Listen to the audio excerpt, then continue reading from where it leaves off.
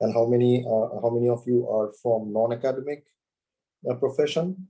If you can just quickly just raise a hand to tell me if you are from academics or academia, university, college. Okay. 2, 3. Okay. Some people's camera is off. If you do not want to put your camera on, you can just still click, yeah, the raise hand sign, so I get to know. Okay. Okay. It's good. Good. I see some people that I know. I know Zariama very well. I see my colleague Bektamir here. Hi, Beck. Okay, so let's start. I'll not take much of your time. I know it's everyone has finished their work day, and thank you for your interest. Thank you for showing up. So the format is I'm going to talk about data analysis and data analytics as it is used in social science research. It is, and I hope it will be of interest to you and to a broader audience who would like to see different ways in which you can do empirical work or data analytic work in your profession. This is just a broad overview, a general introduction to the field. I'm not going to talk about statistics and methods and things like that. I'm going to give you examples of how it is becoming more important, how it is used in different professions, what are the tools, what are the kind of analysis that people are doing. And if you have any question, we have almost a 15-minute. I hope to finish my presentation in 40 minutes, 45 minutes, and then we will have a question and answer session. And then you can ask me any questions you want. If you have a question in mind, just note it down and then we can talk. If it is something very urgent that you want to talk about, just raise your hand and ask me the question, or unmute yourself and I'll try to answer it even during the presentation. Let's start. So I will share my presentation with you right now, and then we'll go from there. Just give me 1 second to share my presentation.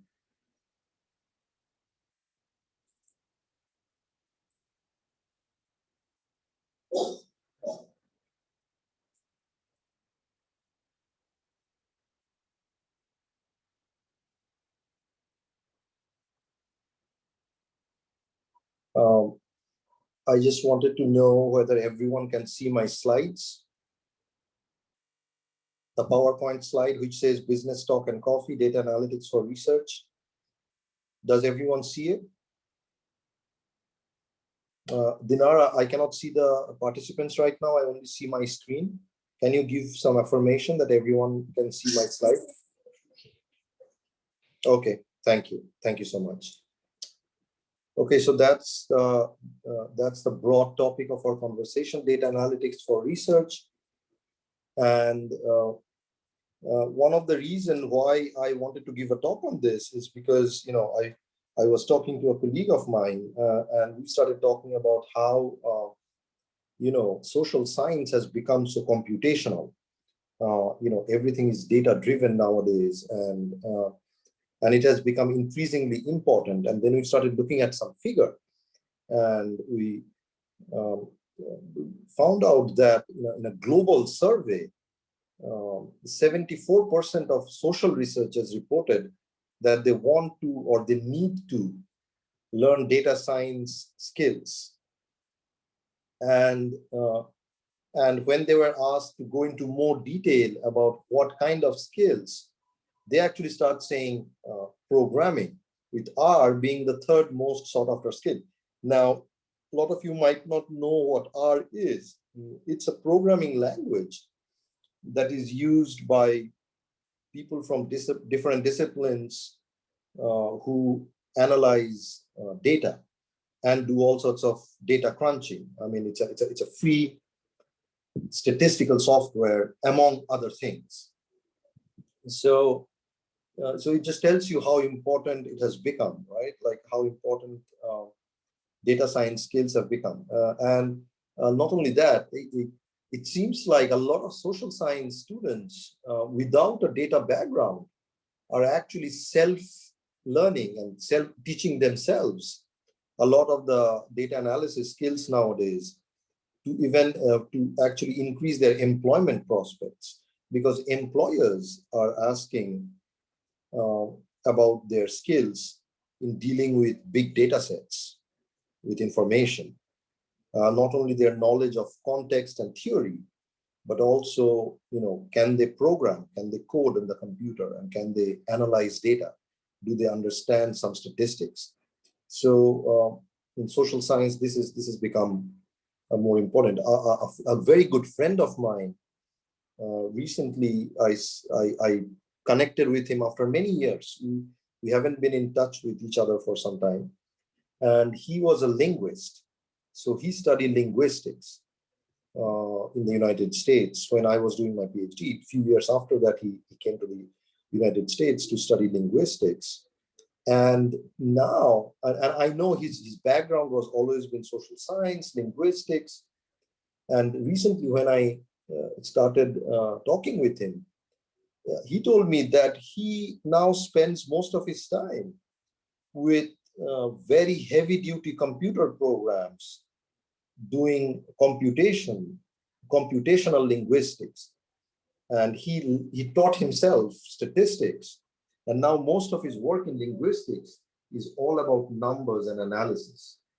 And then I started looking at some of the things he does, and they are fairly complicated stuff and very complex. I mean, I would say that some of them are even more complex than some of the tools that I use in economics and finance. So that tells you, that gives you an example of how important it has become, right? So let me first define the empirical research process, or a research process that is driven by data in a broad sense, to show where exactly I am coming in today to talk to you about. So, the empirical research process, usually people agree that like any research process, it starts with a question. The major thought and the major time that people spend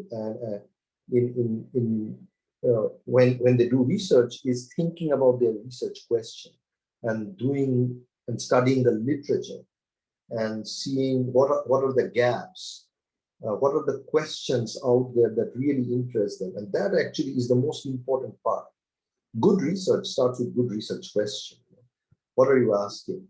And also, has anyone asked the same question before? And if you are asking this question, should I care? Should anyone care about this question? Or is it just a simple description, that anyone can find out? So, you ask a research question, and then you design the research. You design how you are going to find out the answer to the question. And in there, empirical research, the design is often driven by data, right? Then you collect data in some form. Either you collect primary data or you collect secondary data that is already available. Then you do your analysis, and then you reach your conclusion, which is either you have some hypothesis in your mind that your analysis supports, or your analysis rejects. It could go either way. So that's how a proper research process should follow. Now, we are more interested in this part of the research process, and a little bit of this. So that's the topic of our conversation today, right? So there are two kinds of data that usually any social science researcher looks at. They look at what is called primary data or secondary data. So assuming that you have a clear question or a clear design in your mind, and again, I am not going to go into how to properly design a research That itself is a separate topic, research design, where you learn about something called research methods. And also there are different topics about how to do literature review, how to understand theory, apply theory. That's a different question. I'm assuming that someone who is interested in data analysis already have a clear research question, right? And a research design. Then what you do is you either generate your own data, or you use existing data, or you do both, right? So if you generate your own data, that's often called primary data or primary research. If you use existing data that is publicly available or privately available, but you purchase it, like from a survey company or a financial database, or there are many data vendors out there who actually sell data with annual subscription, on labor market, on political science, on finance, banking. So that if you use existing data, that's secondary research, or you can do both. You mix, right? So these are the two kinds of data that are used. Now, some examples of social science data, and correct me if I'm wrong, I tried to be very comprehensive. I think this kind of this cover all sorts of social science data that you might, if you are doing research, or if you want to do research, or if you want to work for a think tank, and if you're doing some sort of social science work, this is pretty much all the data that can possibly be generated, right? You have survey data, opinion polls, voting records, attitude surveys, customer survey, customer satisfaction. So that's called survey data. Then you have something called non-survey data, which are images, maps, sound, video, multimedia. Remember, these are data. These can be analyzed just like you can analyze numbers. Then you have raw measurements, like in engineering or biology experiments or clinical trial experiments in medicine, right? Numeric tables. You can use government statistics, that's secondary data, government indices. Also, a big field now in social science research. It's one of the most promising fields, and a lot of people are already working in it for many years now, is analysis of texts, using statistics and mathematics and programming to get information from text. So field notes, transcripts, blogs, emails, social media posts in Twitter, Instagram, that can be mined, analyzed, changed into numbers, and rich information can be had from there. And also spatial data, which is kind of maps, spatial reference data, events, data from different regions, things like that. So this is pretty much a comprehensive example of social science data, right? So social science data, we break it down into these broad kinds, in economics and in finance and in some of the technical humanities subject, we just divide them into just these two kinds, these two. But as the discipline expands, if you look at medicine, biology, political science, international relations, linguistics, philology, all these subjects, then the category of data increases. So in economics and finance, we often use something called cross-sectional studies and another kind called longitudinal studies. Cross-sectional studies, the difference between them are cross-sectional studies are undertaken at one point of time, like a snapshot. For example, you go out and do a survey of all the people in, as many people as you can of the city of Nur Sultan, to find out how satisfied they are with public transport. And you report the results and you do some analysis. That would be a cross-sectional study, a cross-section of the population, a cross-section of the population, right? A longitudinal study, also often called a panel study, is when you have a cross-section of respondents, but you study them or you generate information from them through survey, through notes, but over a period of time. For example, you do a survey of as many people as you want in the city of Nur Sultan about how satisfied they are with public transport today or this month, right? Then you keep a record of these individuals, okay? After 6 months or 1 year, you again take another survey with the same group of people. Ask them how satisfied they are with public transport then. Then after 2 years, again you revisit those people, call them up, do a survey. That tells you people's changing satisfaction level of public transport over time, right? That's an example of a panel study. Analyzing panel data or longitudinal study is a little bit more complicated. So many things can happen, right, over time, and you need to analyze them. Cross-sectional studies are a little bit more simple to analyze, right? And then, of course, you have opinion polls, right? Opinion poll is a survey designed to measure the opinion of a target population. Political parties, views about crime and justice, the economy, the environment, political views, so on. Then you also have questionnaires. Social science uses a lot of questionnaires in what is called ethnographic study, where you do interviews of individuals. You select 10 individuals, 15 individuals, and you do very in-depth interview with them. You meet them over a period of 1 month, talking to them, understanding their life, noting down their behavior, questioning them, interviewing them. And from that, you get some insight. This is often used in what is called qualitative research, but you can do data analysis by looking at those questionnaires, often using textual analysis, and analyzing text. You have social attitude survey.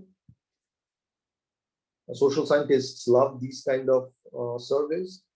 It asks questions about beliefs and behavior, like, how much trust do you have in the police force? Do you believe that children should be brought up in a strict upbringing, or should we just let them be? New age parenting. Or how satisfied are you with your life in general? How often do you see your family members? Or does remote working improved your life, or has it, what is your attitude towards vaccination? Things like that. So these are called social attitude surveys. Again, these could be cross-sectional, or these could be longitudinal, right? And then you have just big surveys and census. What are census? Censuses are usually done by governments in any country, and they survey everyone in the population. If today Kazakhstan has around 12 million households, a government census should cover 12 million households. Okay? Censuses are very, very rich source of information, and but the data is huge. But if you can work with census data, that's a lot of information, and very rich information, right? So now we come to analysis. Right? We have all this data: cross-sectional data, longitudinal data. We have what do we have? We have social attitude, census, questionnaire, text, government records, archives. Sometimes we get numbers and tables. Sometimes we get photographs. Sometimes we get archives written in a different language, archival records. Sometimes, we just have, survey numbers, survey data that can be coded into numbers, and you can analyze them. So how do we analyze? So let's get into the analysis of it, right? Because that's, I think most people are interested in that, like how do we analyze that? Now, data analysis, in my mind, follows 3 steps. Data cleaning, that is, you set up your data for analysis, clean the data, then you describe the data to the people who you think your research is intended for, like the audience of your research. You describe the data, usually in a visual format. It's very important, so that for them it's very easy to understand. And you come clean about the source of your data and how you have collected the data. It's very important. And then you do what is called inferential analysis. That is, you go a little bit in depth and find out relationships and hypotheses from the data that's coming out, right? So in my mind, often if you are new to data analysis, you would be spending, it's from my own personal experience, you would be spending, and it should be like that. And I think that it is very important that people spend a fair amount of time on this. Because if you know statistics, if you are comfortable with analyzing data or descriptive analysis, once you take care of this, everything is easy. In my mind, I know some people think differently and I would disagree, but for me, this is really important step. This is, of course, in terms of research, this is the most important step, because this will give support to your hypothesis. This will answer your research question. This is directly related to the research question, right? So, but what you would see is often a lot of research, social science research, would do this and say, and they'll make a report, and then they will say, this is the research. A lot of government reports, research studies, they are just doing this. They are just describing data in a report, and they are saying we have done a research. But actual social science research it's a little bit more involved than that. You have to come to this step, right? But sometimes, if you are working with, if you are working in academia, if you are working with, a government policy institute that really needs to find some policy recommendations, you need to come to this step. But if you're working for a non-profit, a survey company, or like United Nations, World Bank, they want to know what is going on, a government agency, then maybe just this is fine. Maybe this is okay. But in academia, usually, if you want to publish, if you're a PhD student, you need to come here, right? You need to come down. So that's the thing. Just to give you an example, right? I talked about this. I talked about the research process, and I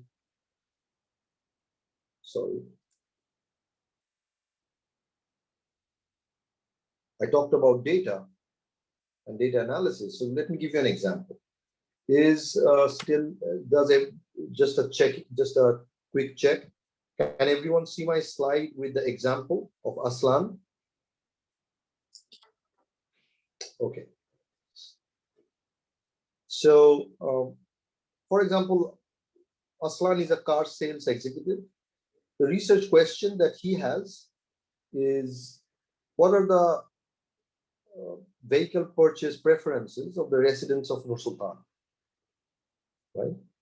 What are the preferences? Not what they, what are the preferences of this particular city?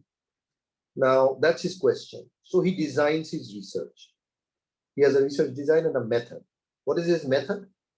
He wants to send a survey to all residents of Nur Sultan. He has got numbers from Active, from Beeline, from KSL, and he sends an electronic survey by text message. Now, will everyone respond? Of course not. No survey has complete 100% response rate, right?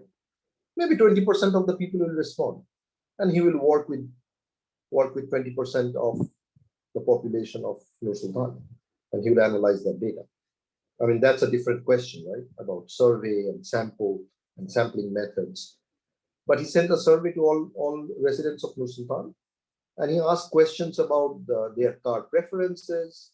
And the kind of question he asks are both qualitative. What kind of color do you prefer? What type of car do you prefer? And then he can also have questions about numbers, with numbers, that in a scale of 1 to 5, can you rate the performance of your car? And what car do you have now? Or something like that.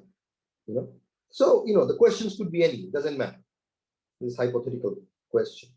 Now, what is the descriptive analysis, which is just stopping here? We're just doing this. We are not going to inferential analysis. Descriptive would be, you show a pie chart to show percentage color preferences. Pie charts look like this, right? You must have seen pie chart, right? So, visual. So all the dots are people who like neutral colors or white. Red, deep red, are all the people who like bright colors. The lines are the percentage of people who like gray. The white are people who do not have a preference. And this could be 25%, 25%, maybe 30%, 20%, or maybe this is 30%, this is 20%. Right? So you just show this. So just by looking at this diagram and a legend, which tells me what this color and dots and dash means, I can say, okay, among the people you surveyed, it seems like 30% of the people don't care about color, 25% people want their color to be neutral or white, 25% people want color to be gray, and it seems like 20% people really like bright colors. So I know in Nur Sultan kind of what is the preference, right? This is an example of what is called a pie chart. Then you have bar chart, right? To show the number of cars of different make purchased. So in the last 1 year, maybe based on the survey data, your bar chart looks like this.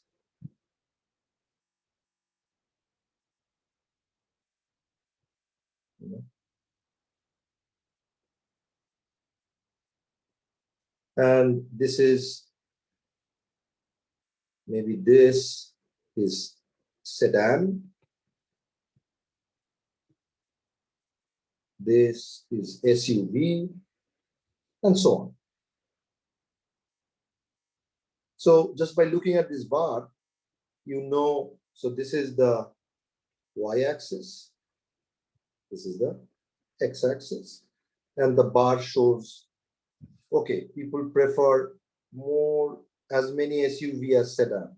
Maybe this is small sorry, my writing is.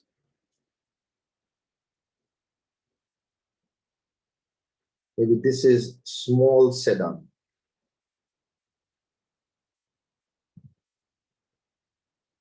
So, you know, in this city, more people prefer small sedan because that's what they have bought than compared to regular sedan, SUV, and some other type, maybe hatchback or something. So this tells you something. Visualize the data. You're describing the data. Remember, you are not doing any analysis as such here. You're just describing your data, your survey data. So, you know, so these are examples of a research question, research design, and just descriptive analysis. Because the question was descriptive. What are the car purchases? The question is very simple. What are the preferences, right? So now, if we want to go here,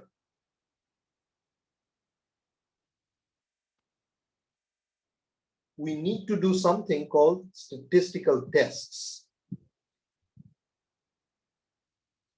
Now, when the research question in social science is a little more deep, that you cannot find out by just describing the data that has come out from your survey, from government website, stat.kz, or some IMF data set, or some finance data. When you cannot do that, you need to run statistical tests when you want to do what is called inferential statistics.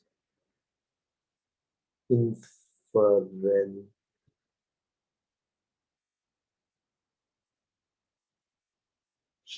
analysis.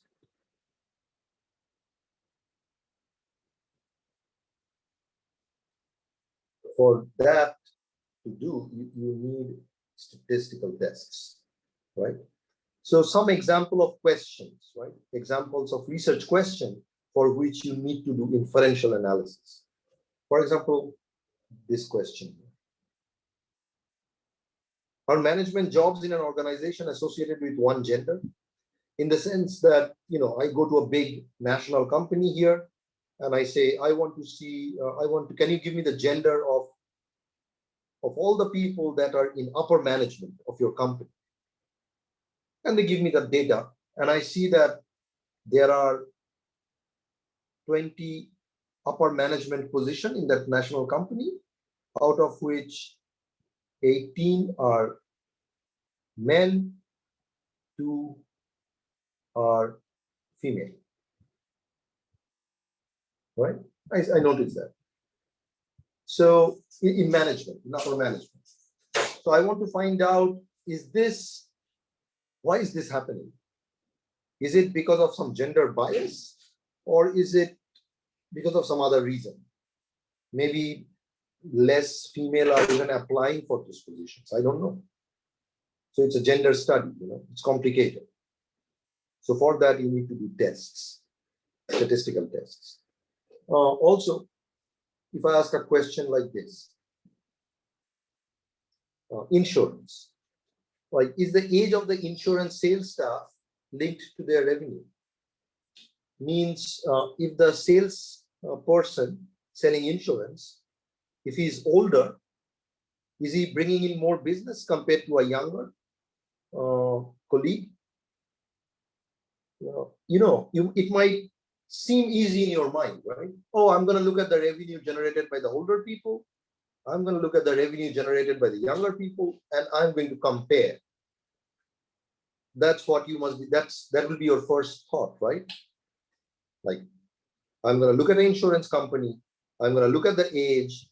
I'm going to look at all the older salesperson, see how much they're bringing, and I'm going to look at the younger salesperson, look how much they're bringing, and I'm going to compare.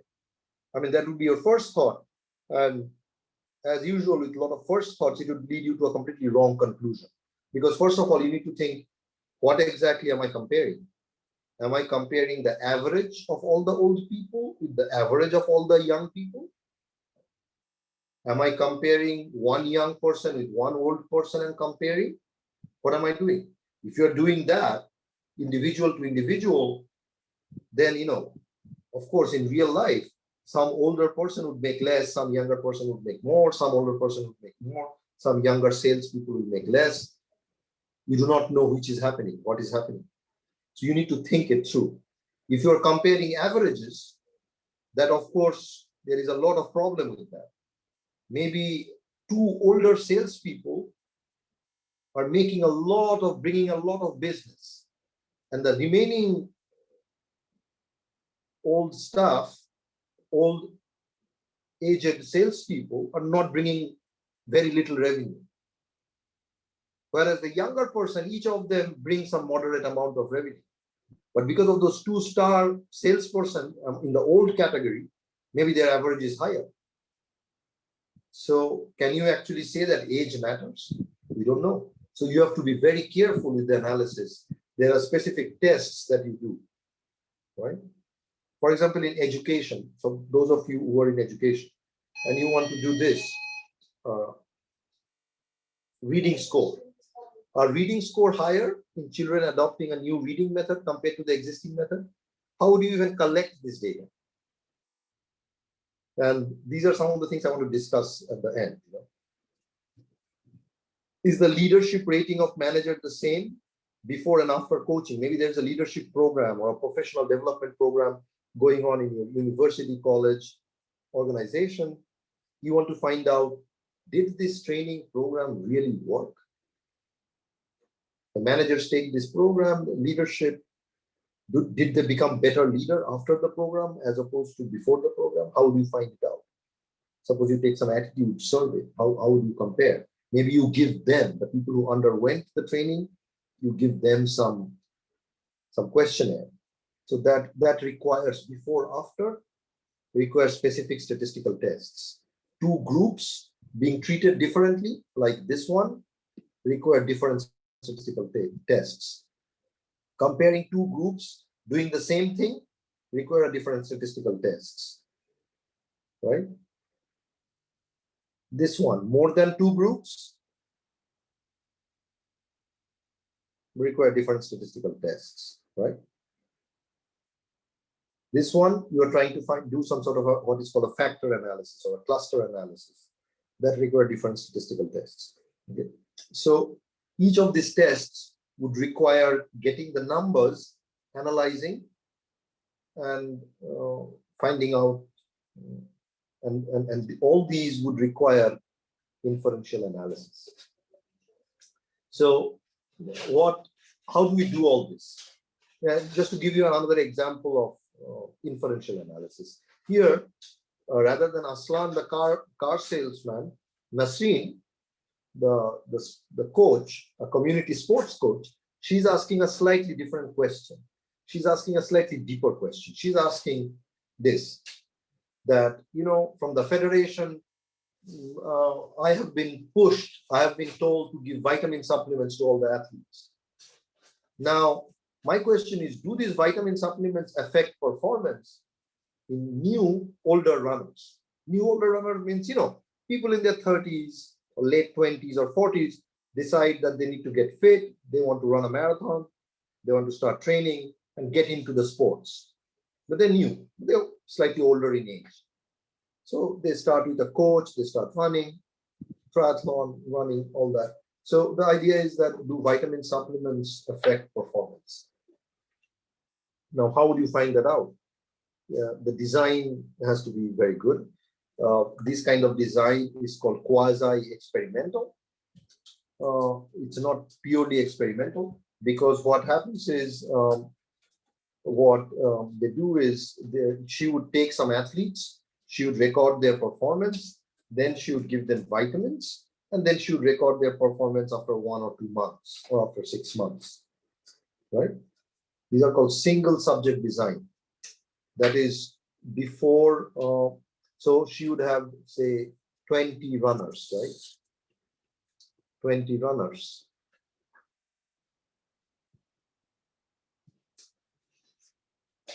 Right? So you take 10 of them, you can take them, you record them at this point of time. This is time. To how much they run, how fast they run, right? Then for this point of time, they take the vitamins. Then again, this point of time, you record.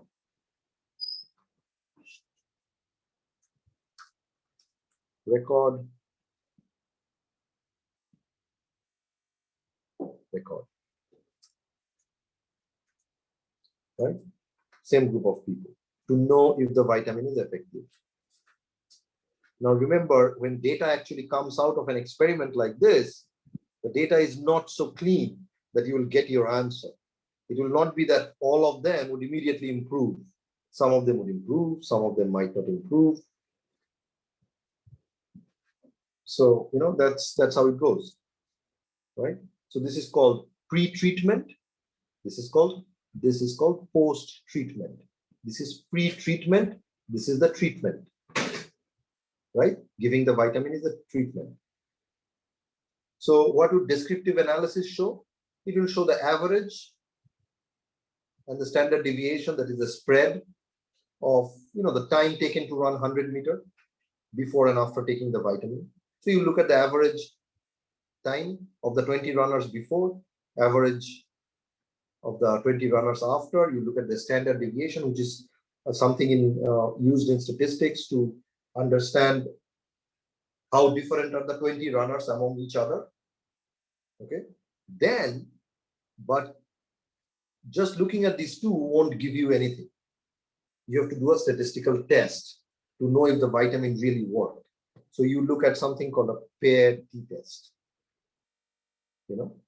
for significant difference in before and after time in the same individual. It's called paired t-test. There are different kind of t-tests. There is regular t-test, it's called t-test. Then there is paired t-test.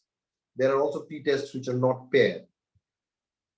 T-tests with similar variants, different variants, so on. I mean, these are matters of statistics, but all this could be done easily with any statistical software. And you need to understand a little bit of the statistics and then do the software to answer all these questions. Another example, say Alia, a sociology master's student. What is her research question? How does household income affect school attendance of 15-year-old in Almaty? What does she do? She look at attendance data, she does interview, and she also does a survey. Research method. Now, what does she describe? The descriptive analysis. She shows the average attendance of different income groups. Like she takes poor, very poor, middle class, upper middle class, rich, right? Different income group. Then you look at their children, 15-year-olds who are of that group, of this different group, and look how they are attending school, right? Each group will have an average number of days in which they attended. See, she presents that. She describes that. She shows a scatter plot to show relationship between income and attendance. A scatter plot looks something like this. Here would be income. Here would be attendance.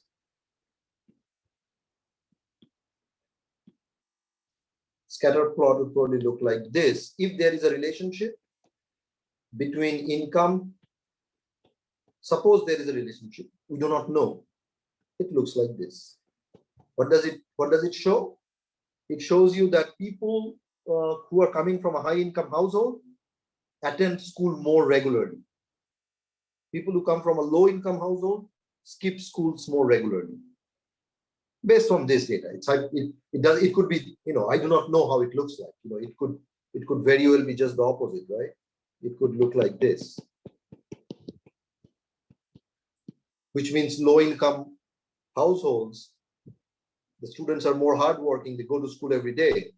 And people with high income households, their kids, 15-year-olds, actually skip school. Their attendance is very low. This is low attendance, right? And this is income. So this is all description. This does not answer your question of whether household income affect. You say, I just see that it looks like this, that it does affect, but that's not, research should not stop there because it's just description. Proper research goes beyond that to make sure that there is an effect. I can give you a very good example where you see this data and you say, oh, I have found out the answer. It seems like, so, forget about this.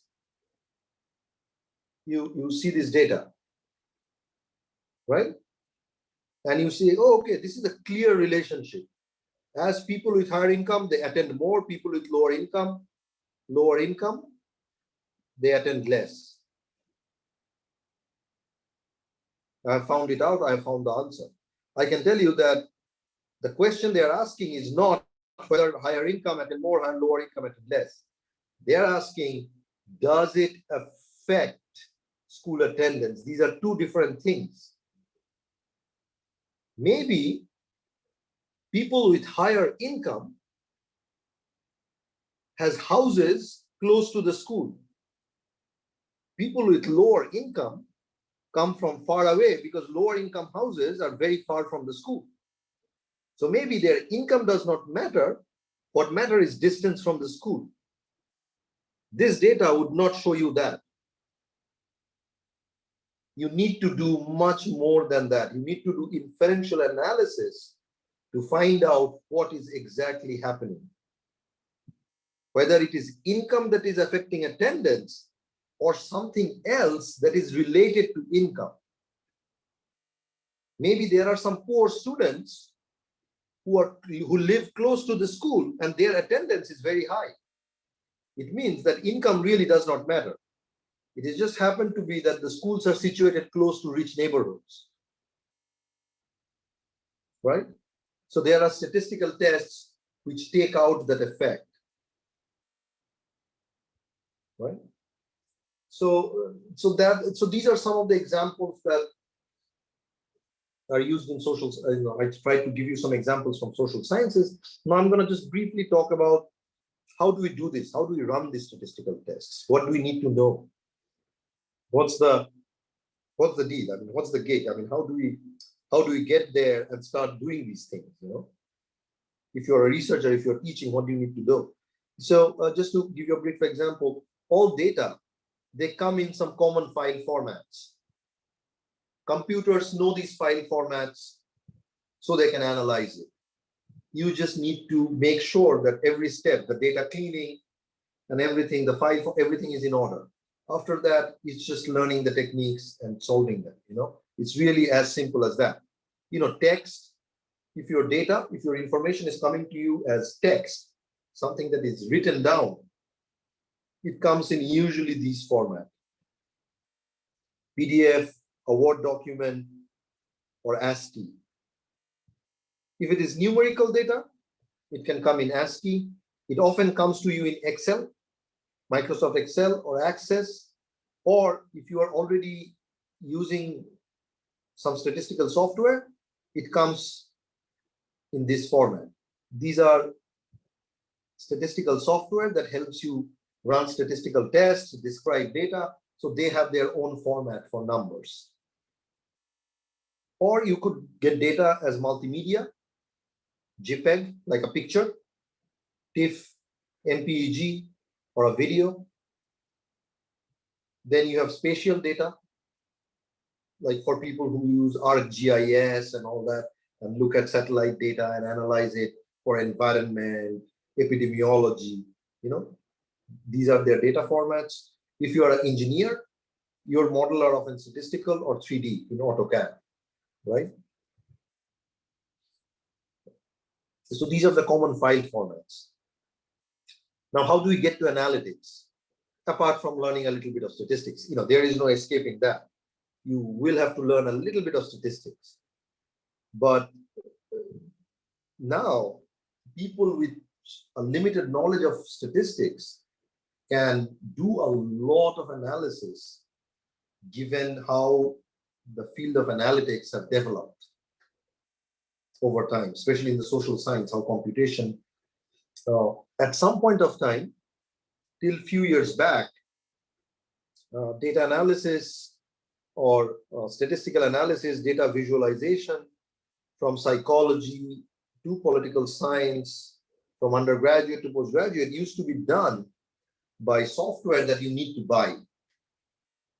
One of the most popular one was this, Statistical Package for Social Sciences, or SPSS, right? Many of you already know this,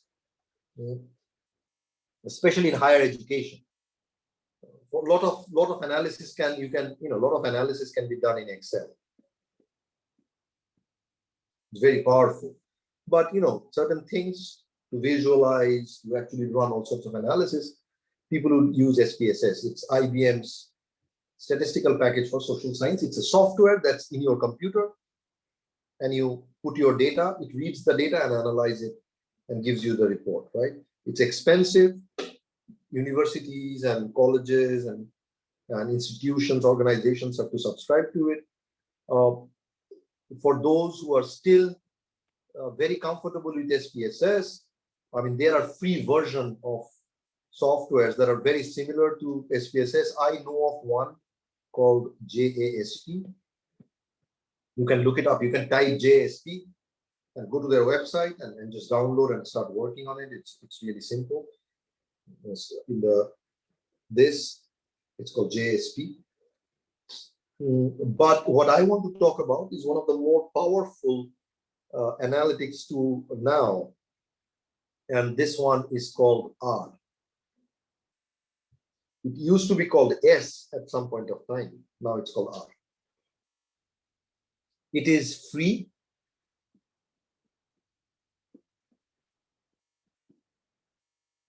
It is open source, right? And it is now the most preferred tool of academia. It's a common choice for academic research, especially in social sciences and biology, right? It's one of the most highly ranked programming language. It's free. You download it, R and R Studio. Both of it is free. I mean, honestly speaking, if you are okay with technology and computer a little bit, I mean, right after this presentation, you can go Google R Studio and R, and you can download it in your computer immediately. Take 15 minutes or so, and then you have a very powerful and one of the most popular statistical software in your laptop, and you can start learning it because it has a really big community.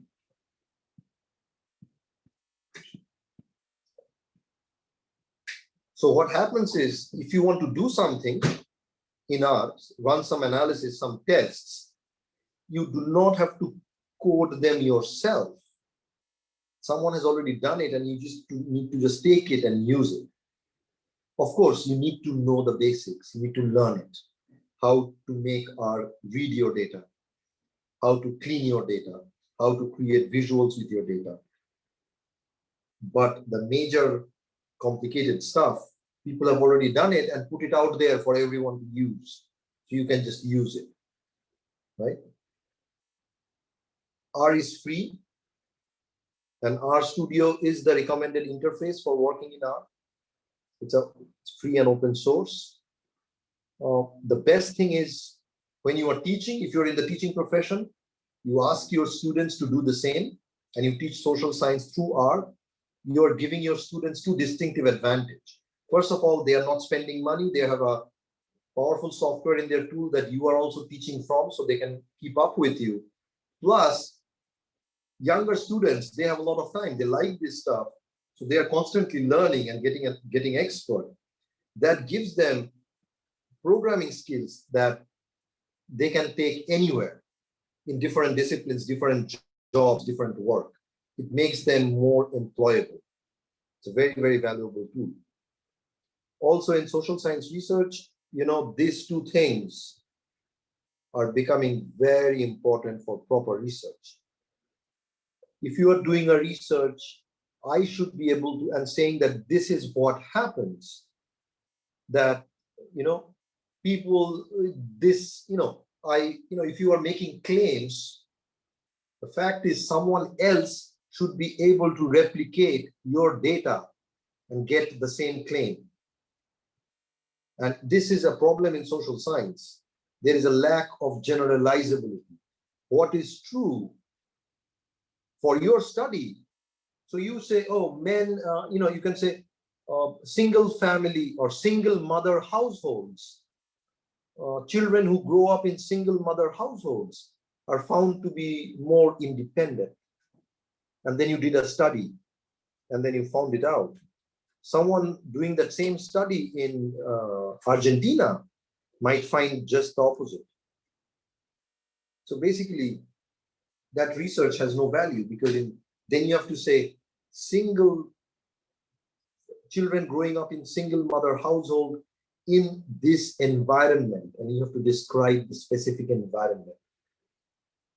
You have to change the way you frame your question, because in social science, it is very important so that any study can be reproduced and replicated. And where you have got your data, how you have cleaned your data, it should be absolutely transparent. Nowadays, to publish, any journal, any scientific journal would ask you for your code and for your data, so that they will check that the data is clean and what you have done is clean, right? So, and one of the biggest things, even if you are not into deep academic research or inferential statistics, if you are only working with data description, one of the most important thing that has become more and more important now is data visualization, right? One of the key benefits of switching to R is the excellent data visualization capabilities. I mean, the things that you can show using R are sometimes, with other software, you cannot even recreate that. I mean, and it is compatible. It can be used for all types of data. The data visualization capabilities of R are really phenomenal. I can show you some examples, because I know there are people here from different disciplines. So let me just stop sharing this. Can you see my screen? It's a web page. It's a web page. It's called shinyrstudio.com. And these are different fields: education, finance and banking, government public sector, life sciences. As you can see, life sciences, sports, technology, and these are all visualization, miscellaneous. For example, let's go to sports. Using R, someone did this. Someone figured out an app. They created an app just using R. It's very easy, and they give the code, right? Let's see if we can view it. Sometimes viewing it is a bit difficult. Usually better. Yeah. So this is the birth location of all players in 2018 FIFA World Cup, right? These are where they're born. Let's go to a particular country. Let's find out how many people were born in, how many of the FIFA World Cup 2018 players are born in Spain. Look at these. These players who are playing for all these countries, they are born in Spain. Who is this? Diego Costa. They all play for Spain, and this is their birthplace. So Diego Costa was born in 1988. His place of birth is Brazil. He plays for Spain. This guy, Rodrigo, born in Brazil, plays for Spain. David da Silva, in a province of Spain. He was born in Italy. Thiago plays for Spain, right? Now, this visualization was actually done with R using very simple codes.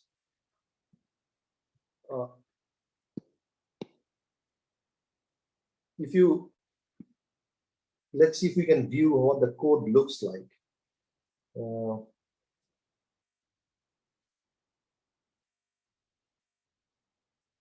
Okay, I won't open the code because it will be a little bit complicated. So what they have done is they have looked at all the, they have a record of all players' data. They have taken that and they have, the code has taken out their place of birth and have taken out the country they play for and put it on a map. That's all the code has done. And now you have this amazing visual.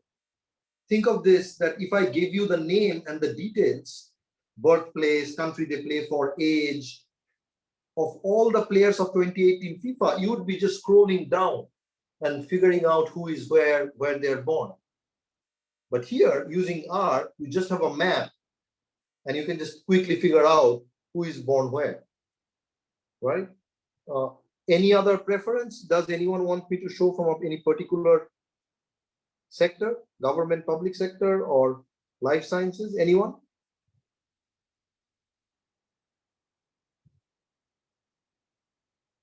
Does anyone has a preference? Then I can open up something and show.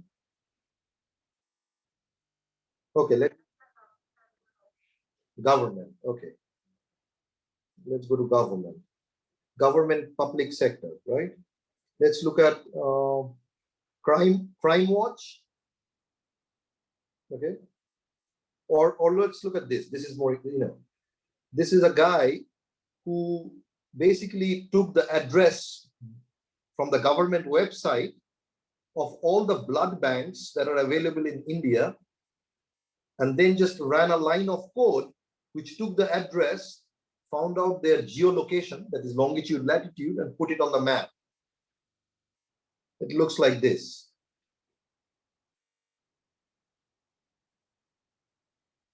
And it also is color coded.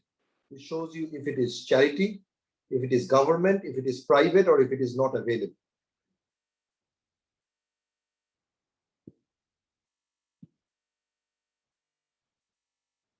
These are all the blood banks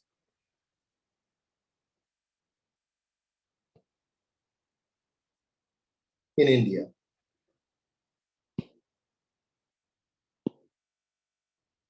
Sorry.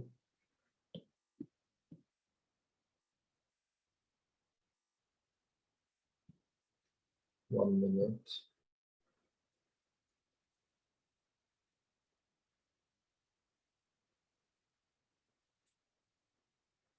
Another from government. Let's look at crime watch. View app. Let's see, what does crime watch say?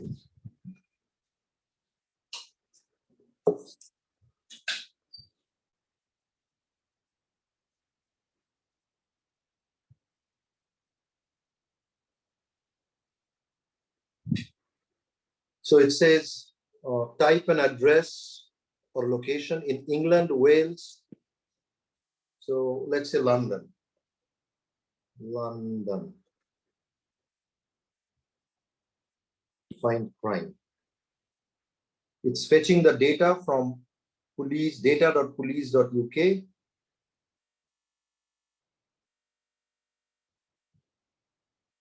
And I think it is going to then give, I think, there.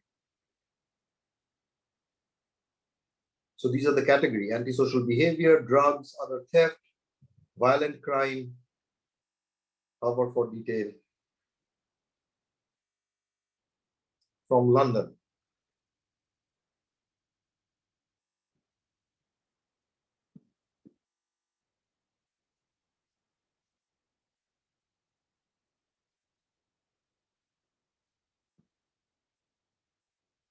So violent crime, violent crime. The green ones are violent crime. I'm just tapping on them, if you can see exactly where it happened. So it has basically looked at the data. Remember, the data with the police data.police.uk website is just address and a description of the crime. What these people have done, this culture of insight, what they have done is they have taken the locations, they have taken a description of the crime, and they have just managed using a code to overlay it on top of the map of London, City of London. So this is just data visualization, right? So these are, I wanted to show another one, which was just quickly before, which is geographic distribution of Twitter sentiments. So your code in R would go into Twitter, read the data, and actually give you an idea of what is trending and so on and so forth. It's called social media analysis. So these are some of the examples. Okay, it's taking too much time, and I want to take questions. And I think, just give me 1 second. Excuse me, I have one question, if possible. Actually, 2 questions. Yes. Yeah. Would you please go to the beginning of your presentation? Beginning of my presentation? Yes, please. Okay. By the way, I'm sorry. Well, I would like to thank you very much for your very interesting. Yeah, you're welcome. You're welcome. Information. I'm trying to, let me go.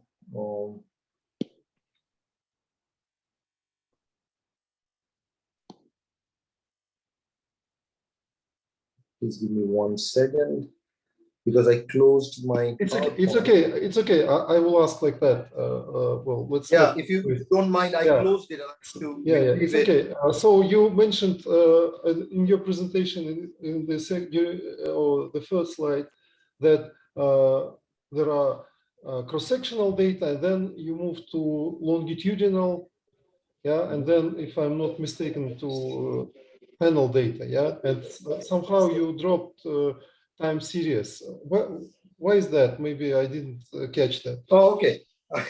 So, longitudinal data, I did not bring up time series data because it is very specific to certain disciplines, mainly finance and sometimes in macroeconomics.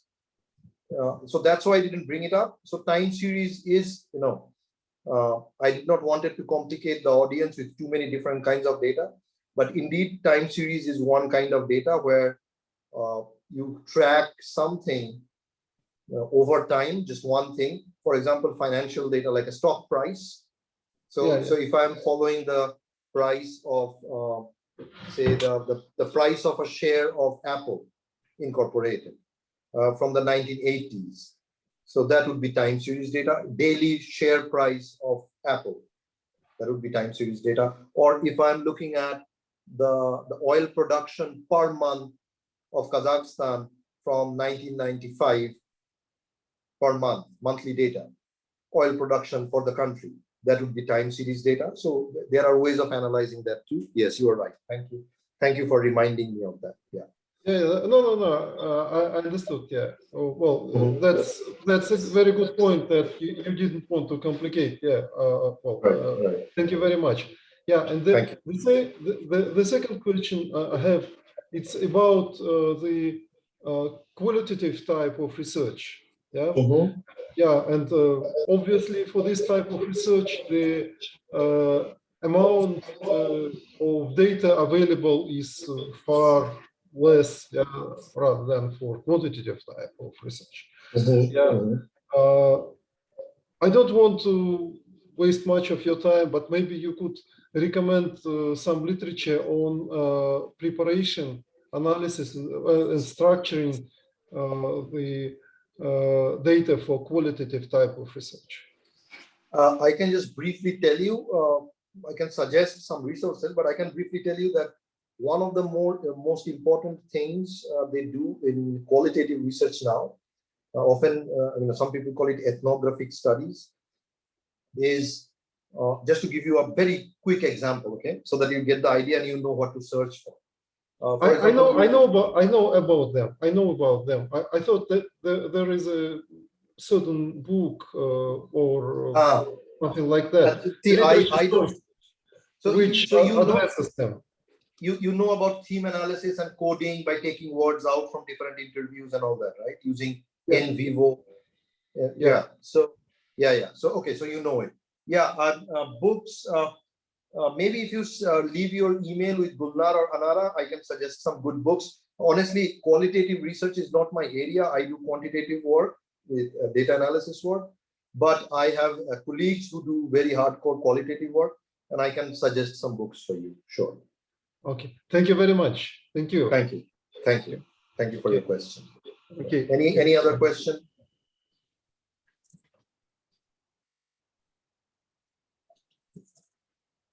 Anything you want to ask? Any resources that you think might be useful for you? Please do not hesitate. It's now your turn to speak.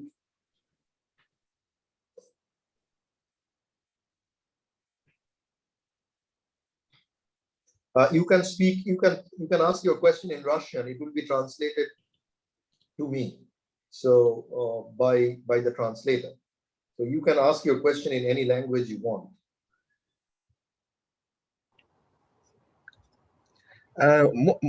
Можно задать вопрос? Значит, Sure, absolutely.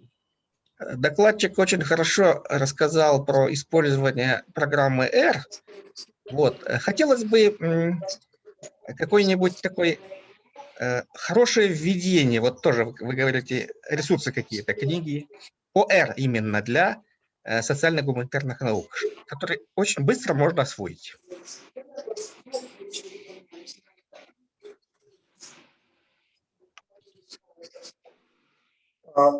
I would not recommend the book, but I would recommend online resources for R, in the sense that there are manuals that are uploaded online. I think those are more easy to get. For social scientists in R, there is definitely a very good book. I don't exactly remember the name, but again, if you leave your email with Gulnar or Anara, I will send you the name of the books. But there are so many manuals online, and you can just type introduction to R or R for social science, and they will come up.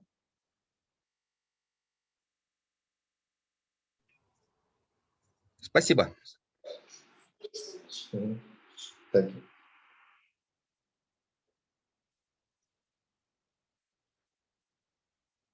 Other questions? Excuse me, can you hear me? Yeah, I can hear you. Yeah, thank you so much for your presentation. It was incredible. I have a quick question about the data programming, and are there any useful online resources for data coding, how to code, and etc.? Thank you. Yeah, of course. For Stata, right? Yes, correct. Yeah, of course there are. I mean, one of the very good resources for Stata. I mean, one is of course the Stack Overflow, Stack Exchange things where people put their queries and you can see responses. Then you have the Stata Journal that comes out, but that sometimes can get a little more technical. But I would suggest this one. Let me see if I can open this up. Can you see this? It's called statalist.org. Yes, I do. So this is Nick Cox is a very senior contributor there. So, here there are, this is the place to go for if you are actually programming in Stata and you have problems, this is the place.